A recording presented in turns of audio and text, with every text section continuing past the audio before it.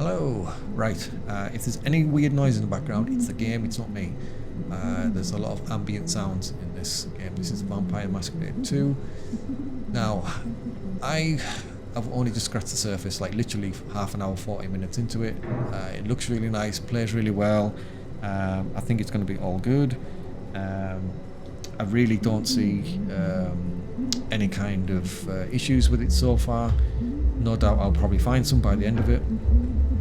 And the main thing is that I probably won't have any gripes or groans to do with the first game. I played it the first time it came out, and I played it all the way through once in the DLCs. I liked it. I never played it again though. And to be honest, I don't remember much about it. I remember a few things, but I don't remember a lot. So me comparing it to the first one, it's probably not going to happen because I don't remember enough to compare it against. So I'm having to take other people's word on that. But so this is probably going to be seen through fresh eyes because I'm not really going to be drawing any comparisons. So far, really good, really nice. I like what they're doing with the story and things like that. We'll have to wait and see how the combat really kind of obviously fleshes out and things, but yeah, so far so good. I'm late to the party on this one because I decided to get some games off my PC and get them finally finished. So I did the Indiana Jones DLC, Order of the Giants. Really enjoyed that. I mean, the Indiana Jones game itself, I think it's one of the best in the last 5 years, gaming-wise. It was a bit of a surprise, that one. Looks, sound, playability, just fun. It was all good. Story was good. I really enjoyed it. DLC is really good. It does have one time sync puzzle in it, which I just thought was a bit needless. If anyone's played it, it's the rolling flaming ball thing. Took me 4 goes to do it, but I can see how some people maybe fluke it and get it first time, and I can see how some people literally give up on the DLC and never play it. It's one of them that it's needlessly more tricky than it should be.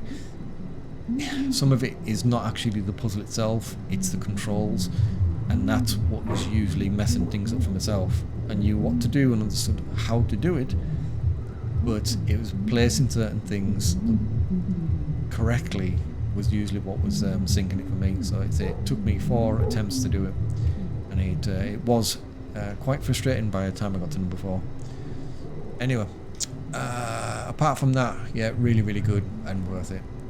After that, I moved on to that is Aliens Evolution, Evolved Edition. I can't remember what they've called it now. Part 1. It started off as a VR game, and then they've made it into a proper single player controller, like normal controller wise, mouse, keyboard if you want to do that. I was expecting it to be not particularly good, even though I'm an Aliens fan, and I'll kind of obviously give extra points to things that I'm a fan of. But I didn't have high hopes, but it wasn't that expensive. It was a quite cheap game. It was better than I thought it was going to be. It's nice laid out. The story's decent enough. It's simple. The gunplay and everything, you can tell it was designed for something else. It is very basic. Did it make me jump a couple of times? Yeah, there was a couple of times things dropped down from the ceiling when I turned around and got a bit of a shock. The puzzles are fairly alright, nothing too hard. I think the hardest thing in the game is sometimes it'll ask you to get into a certain place, but you don't have the best direction on how to get in there.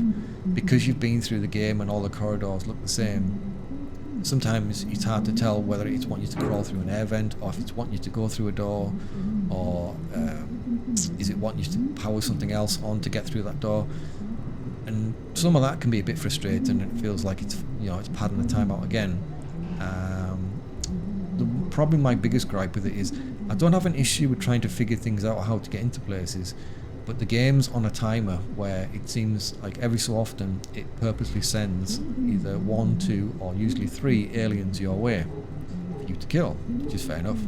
But the problem is, if you have a problem trying to find a way into a certain room that you can see but for some reason can't figure out how to get in there, if you're taking your time about it, these aliens appear and you kill them, but you can only do that so many times because you run out of ammo. Things like Alien Isolation, which is an excellent game, it's slightly overstayed its welcome. I think the game is slightly too long for that kind of game that it is. But the difference with that one is if something turned up, you could hide. You had ways and means of getting around it.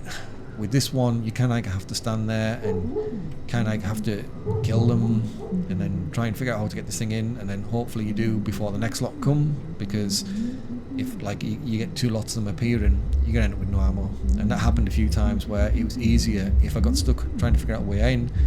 Once I got to that point of them turning up, it was easier just to load the save again and just go back to that same area and then try and figure out how I was meant to get into a certain place, because it's just easier to save ammo.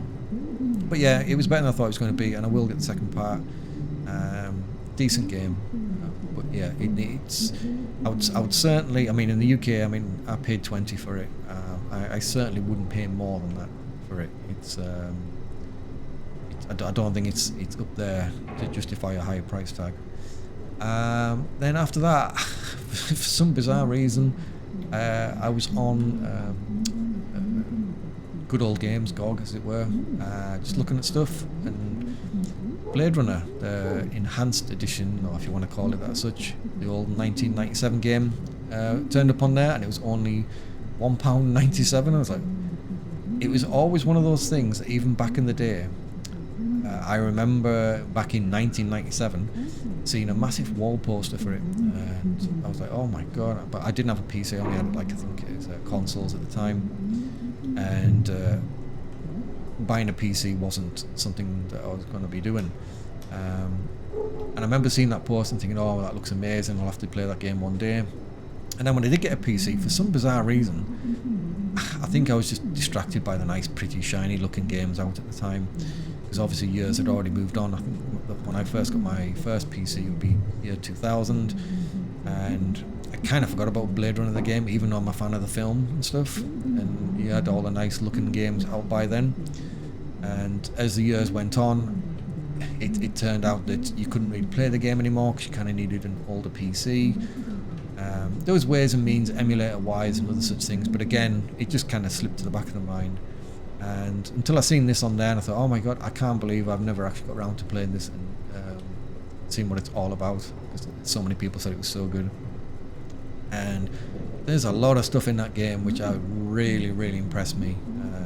Now they had the license to a lot of stuff, so there's a lot of the original music.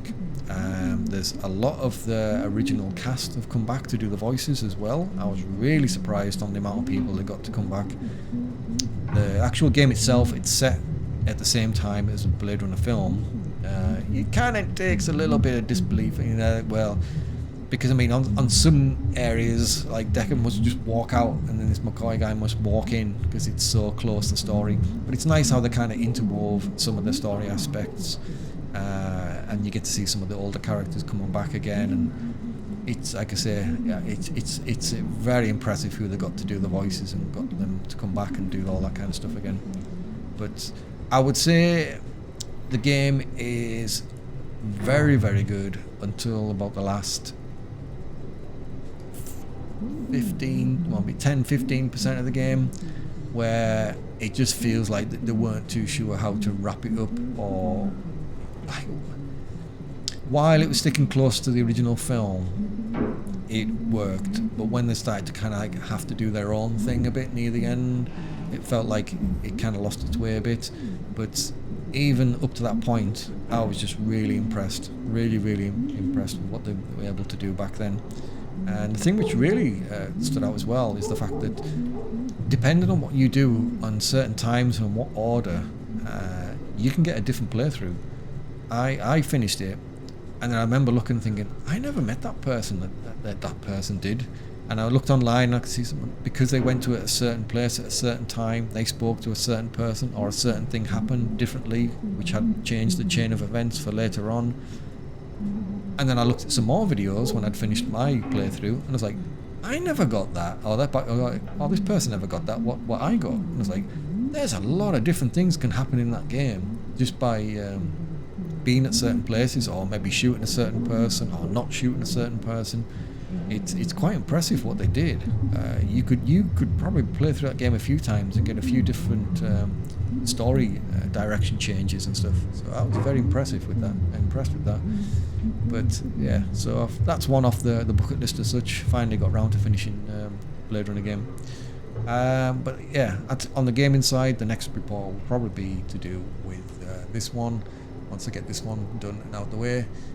I know Outer Worlds 2 is out as such. I think you can get that early 5-day pass, I think, so I think it's out for some people already.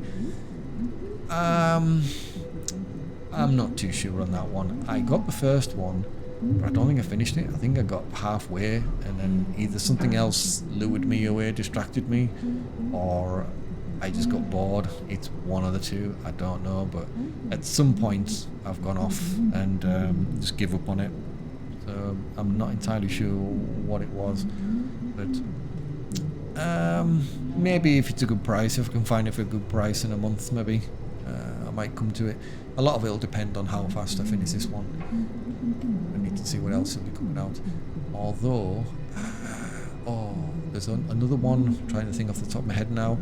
Kingmaker, I think it's called, which is a smaller independent studio where you can, I think you're from the future and they send you into the past and you can bring modern tech with you and you're going to go back to like medieval times, and you can take things like helicopters, cars, machine guns, motorbikes, all the modern guns back with you to those days, and basically lay into massive armies and castles and change the course of history. It looks nuts. I remember seeing advertised, somebody talking about advertising it about a year ago. I actually thought it was going to be quite a while away, but from what I believe, it's meant to be out quite soon. I don't know what kind of state it'll be in. Hopefully it'll be decent, but it looks very impressive as to what you do. I don't know how quickly, the kind of novelty of ramming through 1,000 guys with your Ford Mustang car in medieval times, how long it'll take before the novelty wears off and maybe some cracks will appear, I don't know. It'll be interesting to see what kind of story's wrapped up in it as well. But it does look a lot of fun. So that one is definitely on my to-do list as well once it arrives. Right now, I'm rambled off long enough. Well, I'll go and play a bit of this and see how this works out for us. Anyway, bye.